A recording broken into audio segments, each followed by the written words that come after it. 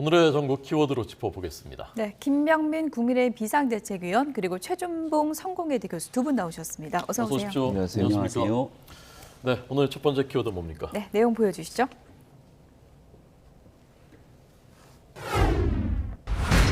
저 그림이 지금 논란입니다. 고등학생이 그렸다고 하는데 문체부에서 지금 엄중 경고했다고 합니다. 왜 경고한 건가요? 문체부가 이제 후원을 했던 공모전이었던 거로 보이는데요. 네. 여기에 대한 주체가 한국만화영상진흥원 부천시에 소속돼 있는 이 재단법인이라고 얘기를 하고 있습니다. 여기에 대한 이 공모전에서 수상을 했던 내용 때문에 이제 문제가 불거지게 된 것인데요. 저 그림 자체가 이제 풍자, 비평등에 대해서 만약 누군가 고등학생이나 뭐 중학생이든지 누구든지 저런 그림을 그리고 인터넷에 게재했다면 누구도 뭐라고 저 내용들을 가지고 엄중 경고 등에 대한 표현을 할 이유가 없겠죠. 하지만 정부의 예산들이 수반되면서 청소년들을 대상으로 했던 이런 공모전에 진행됐던 상황들이었기 때문에 여기에 대한 수상 과정에서 정치적으로 노골화된 작품들을 선정하는 것이 과연 정당한 것인가에 대한 문제 제기를 했던 것 같고 문체부도 전반적으로 보편적인 예산들을 또 지원하고 여기에 대한 후원에 대한 나름대로의 그 이름들을 걸어놨기 때문에 이런 방식 속에서 어떻게 선정이 됐는지에 대한 문제 제기를 한 것이 아닌가 생각이 됩니다. 네. 김병민 비대위원께서는 뭐 표현의 자유는 보장돼야 한다 그러나 상을 준 게 맞느냐라는 말씀이신데 최 교수님은 어떻게 생각하십니까? 저는 그렇게 생각하지 않아요. 그러니까 상을 준 것도 자체적으로 이 한국만화영상진흥원이라는 게 사설로 운영되는 곳이에요. 어디가 무슨 개입하는 게 아니고 자체적으로 운영을 하고 문체부에서 예산을 줬으니까 문제라고 얘기하시는데 저는 그렇게 얘기하면 안 된다고 봅니다. 문체부는요. 창작 활동을 지원하기 위해서 여러 단체에 지원금을 줘요. 지원금을 주고 나서 거기에 간섭하고 개입하면 안 된다고 봅니다.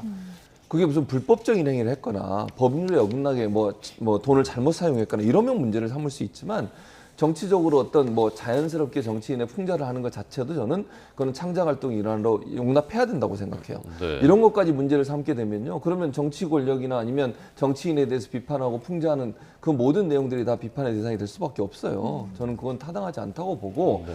우리가 예를 들면 예산을 지원했으니까 그것 때문에 우리 말을 들어라 이렇게 들릴 수도 있거든요. 근데 그렇게 얘기하면 저는 안 된다고 보고 이건 표현의 자유 영역으로 봐야 된다. 도리어 저는요. 이 문제를 이렇게 강력하게 문체부가 나서는 바람에 더 키워놨어요.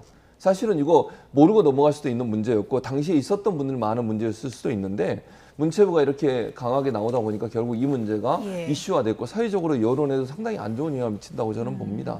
대통령께서도 자유를 여러 번 강조하셨고 표현의 자유 또 본인이 예전에 그 일선에서 창작 활동하는 사람 만났을 때도 그런 얘기 했어요. 정치인에 대한 풍자해라. 그렇게까지 말씀하셨는데 문체부가 나서가지고 이 문제를 가지고 압박을 가하고 또는 뭐 예산 지원하는 걸 끊겠다는 식의 말을 하고 이런 부분들은요.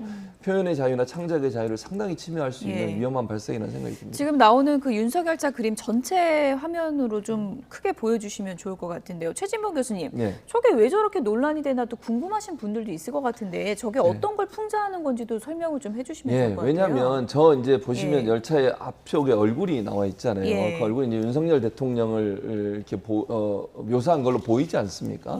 그래서 윤석열 대통령이 이제 열차라고 볼 수 있을 거고 그 뒤에 보면 기관사로 보이는 분이 지금 여성분으로 묘사가 돼 있어요. 아마 김건희 여사를 상징적으로 풍자해서 그린 것 같고 그 뒤에 이제 칼을 들고 있는 분들 세 분이 있는데 저기 이제 검사를 아마 얘기한 것 같아요.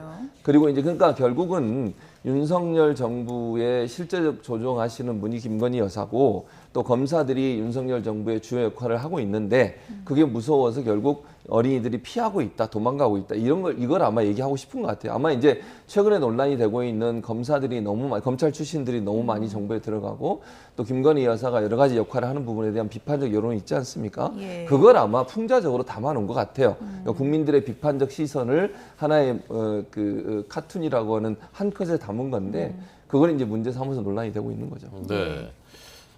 한국만화영상진흥원, 그러니까 문체부에서 예산 줬다고 이래라 저래라 할 수 있는 건 아니다. 그리고 표현의 자유다. 어떻게 생각하십니까? 그러니까 표현의 자유에 대해서 거듭 말씀드렸습니다마는 대한민국 국민 누구나 표현의 자유가 존재하지 않습니까? 더군다나 최근에는 이런 인터넷 커뮤니티 등 그리고 뭐 유튜브라든지 여러 뉴미디어 매체들이 발달돼 있기 때문에 본인이 하고 싶은 충분한 표현의 자유들을 누리면서 정부에 대한 풍자 그리고 대통령뿐 아니라 어떤 정치인에 대한 여러 가지 형태들에 대해서 본인들 스스로 할 수 있는 표현들을 할 수 있다고 생각을 합니다. 다만 이제 이게 그냥 개별적인 기관이 아니라 앞서 설명드렸던 것처럼 부천시의 재단법인으로 있는 곳에서 이뤄지게 됐던 공모전인데요. 그렇다면 여기에서 공적 자금이 투입되는 공모전, 그 대한민국 학생들을 대상으로 만화 공모전이 진행돼서 지금 현재 있게 되는 웹툰 등으로 훨씬 더 대중화되어 있는 만화를 이 산업 자체로 또 학생들의 참여로 증진시켜야 될 의무가 있는 것 아니겠습니까? 근데 구태여 정치적인 논란을 촉발시키면서까지 이렇게 수상할 이유가 있겠는가에 대한 문제 제기라는 건데요. 예를 들어서 과거에 국회에서 더러운 잠이라고 표현되는 한 전시회가 있었습니다. 그 당시 국회 민주당 국회의원이었던 걸로 기억이 나는데요. 당시에 박근혜 전 대통령을 풍자하는 전시회를 열었다가 논란이 돼서 그 내용들을 철회했던 기억이 납니다만 누군가는 박 전 대통령에 대해서 풍자하고 비판하고 비난할 수 있겠습니다만 여기 이제 여성의 이 내용들을 이제 같이 합성을 시키면서 이걸 국회라고 하는 공간에 과연 전시하는 것이 맞겠는가라고 하는 논란이 일었던 적이 있죠. 같은 방식으로 하게 된다면 지금 부천시 같은 경우는 시장이 민주당 소속인 것으로 알고 있는데요. 국민의힘이 소속되어 있는 한 기관에 있는 모 재단에서 학생들이라든지 사람들에 대한 공모전을 열고 풍자 비평에 대해서 누군가가 이재명 대표를 아수라라고 하는 영화에 같이 빗대갖고 풍자하게 됐던 내용들을 가져온다거나 이런 내용들이 수상하게 됐을 때 정치적으로 논란이 있지 않겠는가라고 하는 목소리들이 왜 안 나오겠습니까? 누구든지 국민으로서 시민으로서 할 수 있는 표현의 자유는 충분히 누릴 수 있대 공적 공간, 정치적인 중립이 보장되는 영역 속에서까지 이런 일들이 회자돼야 되겠는가에 대한 기본적인 문제 제기라고 저는 생각을 합니다. 일단 문체부 반박 내용을 또 한 가지 좀 소개를 해드리면 후원 명칭 사용 승인을 할 때 사회적 무리를 일으키면 승인사항 취소가 가능함을 함께 이제 고시를 했다 이렇게 반박을 하고 있는 상황이더라고요. 네. 그러니까 사회적 무리를 일으켰다는 표현을 저는 지금 예를 들어서 이 집 풍자의 문제가 현직 대통령에 대한 풍자이기 때문에 사회적 무리라고 생각하시는 것 같아요. 그게 왜 사회적 무리죠? 예를 들어서 정말로 대통령의 모습을 아까 얘기했던 그 박근혜 전 대통령 관련해서 그 부분은 그렇게 얘기할 수 있다고 봐요, 저는. 예를 들면 어떤 풍자를 하는 데 있어서 그게 인격 모독적인 내용이 들어가거나 아니면 무슨 뭐 그 내용에 외설적인 내용이 들어가거나 이런 문제가 된다면 그거는 논란이 될 수 있죠. 근데 이거는 그런 내용의 문제가 아니에요. 현 정부가 하고 있는 태도에 대해서 국민적 여론의 비판이 있는 부분들을 그대로 표현했다고 저는 보거든요. 아니, 이 정도의 비판도 못하면 그게 그 민주주의입니까? 저는 아니라고 봅니다. 그러니까 사회적 무리라고 하는 개념 자체를 대통령이나 아니면 현 정부에 대한 비판적인 만화를 그렸다는 것이 사회적 무리를 일으키는 요소로 작용할 수 있을까? 저는 아니라고 봐요.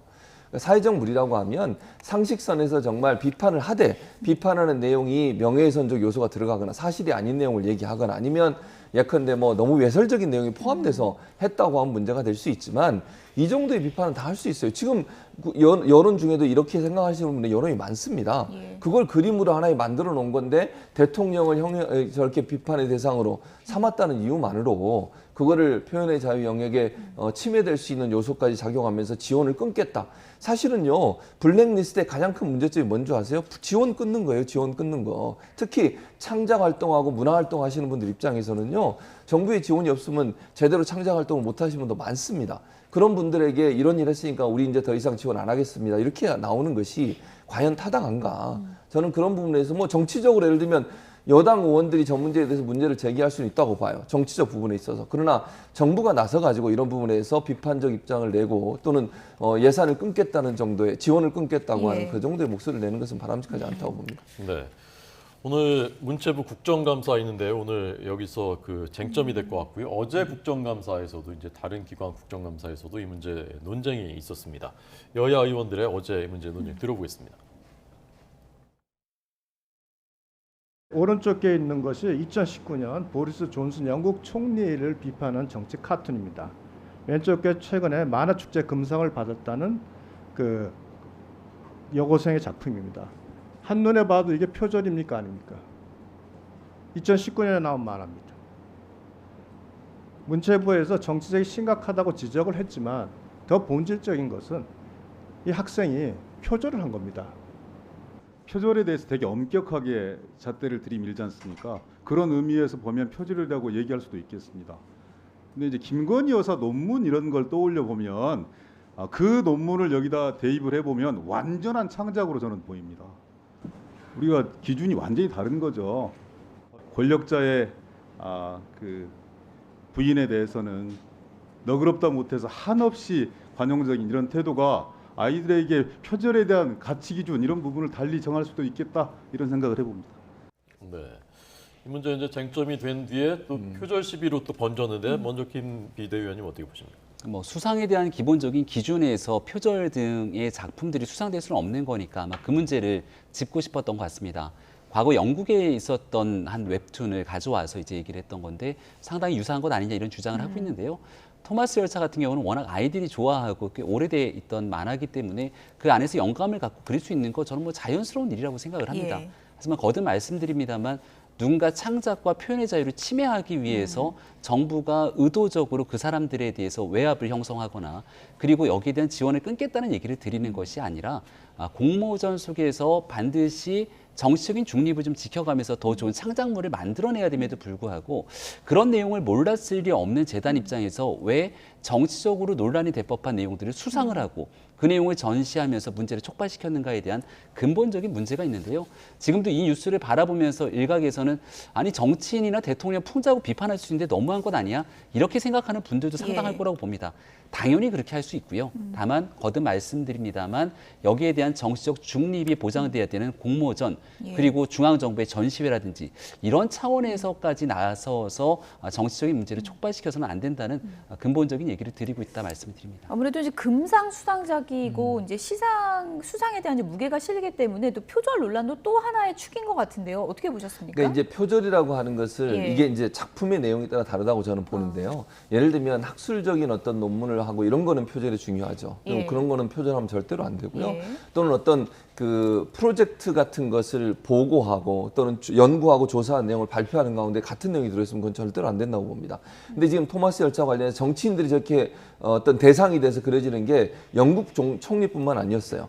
트럼프 대통령도 저런 형태로 형상화된 적이 있었거든요. 그러니까 저게 하나의 트렌드고 이게 만평 소위 우리가 얘기하는 거나 아니면 카툰 같은 경우에는 저렇게 다른 형태의 모습들을 변화시켜서 하는 경우가 많이 있습니다. 예. 그걸 표절로 인정하지 않는다는 거죠. 그게 그러니까 이게 지금 카툰, 만화, 영상에 관련된 부분들에 대한 심사였고 거기에 작품이 출품됐기 때문에 제가 볼 때 심사위원들 입장에서는 그걸 표절로 보지 않은 것 같아요. 그러니까 보통 우리가 만평 같은 경우에도 다른 사람이 썼던 그림을 약간 변형시켜가지고 거기에 다른 걸 대입시켜서 그림을 만들어내는 경우가 많이 있거든요.